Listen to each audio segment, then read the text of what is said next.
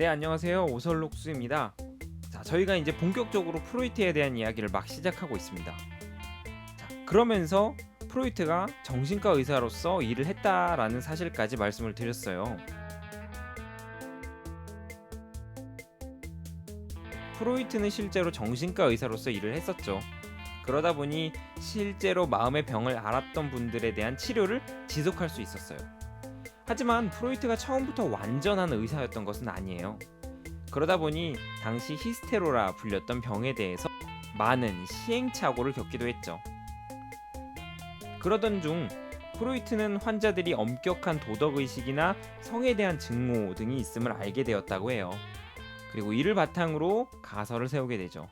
사람의 마음에는 스스로가 견디기 어렵거나 용인할 수 없는 감정이나 욕구가 있다. 그것들은 우리에게 고통과 불안감을 가지고 오게 된다. 그러므로 사람들은 그러한 불안감으로부터 스스로를 지키기 위해서 이를 무의식 저편에 억압하고 실제로는 아무 일이 없던 것처럼 행동하기 시작한다. 하지만 이는 소멸이 아닌 일종의 쌓이는 누적과도 같다. 그리고 이것이 본인이 견딜 수 있는 한계점을 넘게 되면 히스테리 증상이 나오게 되는 것이다. 어려워요. 그렇죠? 이것을 달리 말하면 다음과 같아요. 우리 스스로가 인정하기 어려운 욕구와 감정이 있어요. 하지만 이를 다 이룰 수만은 없죠. 그러다 보니 우리는 이를 무의식 저편에 숨겨두는 것이에요. 하지만 숨겼을 뿐 사라지는 것은 아니고 또 다른 욕구도 숨기게 되면 이전의 욕구와 함께 쌓여가는 것이에요. 그러다 보니 우리가 견딜 수 있는 한계를 넘게 되는 순간 마음의 병이 되어 밖으로 나온다는 것이죠. 그래서 프로이트는 바로 이 억압하고 있는 것을 무장해제시킬 수 있다면 현재 드러나 있는 마음의 병을 치유할 수 있다고 생각한 것이죠. 그리고 말했죠. 병의 근원은 사람의 심층에 숨어 있다.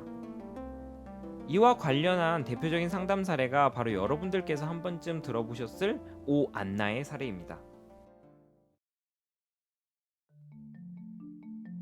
당시 안나는 빈의 상류층 가정에서 청교도적인 엄격한 교육을 받았다 해요. 그리고 상당히 지적이고 아름다운 여성이었죠. 그런데 이 여성이 어느 날 갑자기 원인을 알 수 없는 근육마비와 환각 등에 사로잡히더니 옷이나 시트를 찢어버리고 영어를 중얼거리기 시작했다는 거예요. 그런데 그녀는 무엇보다도 유리잔에 담긴 물을 마시지 못했다 그래요. 안타까운 것은 본인도 그 이유를 알지 못했다는 것이죠. 그리고 그렇게 6주의 시간이 흐르게 됩니다. 당시 프로이트와 가까웠던 요제프 브루이어는 안나의 집으로 가서 최면을 시도했죠. 그리고 그 결과 그녀가 물을 마시지 못하는 놀라운 이유가 밝혀지게 됩니다. 안나는 영국인 가정교사가 애완견에게 유리컵에 담긴 물을 마시게 하는 장면을 목격했다 그래요. 그리고 그 순간 아무 말도 하지 못했고 트랜스의 상태에서 여성에 대한 욕과 더러움에 대한 증오 그리고 무서운 개에 대한 언급을 했죠. 그리고 많은 양의 물을 마시고 트랜스 상태에서 깨어났다고 합니다. 실제로 안나가 영국인 가정교사와 애완견을 보았는지는 잘 모르겠습니다. 하지만 그녀가 겪었던 안타까운 병증은 그녀가 트랜스 상태에 있을 때 발견한 원인과 연관이 있었죠. 이 사례를 보니까 프로이트가 말한 바가 조금은 이해가 되시나요?